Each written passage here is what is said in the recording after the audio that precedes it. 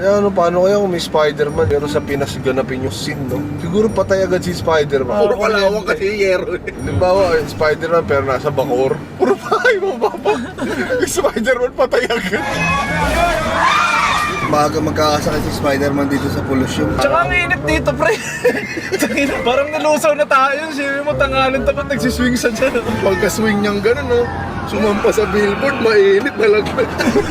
Inuhuli pa ng mga bata. Uli niyo, paligiran niyo, putang ina niya. Yung mga bata kagano'n din pa yung sapot. Matigas, pre.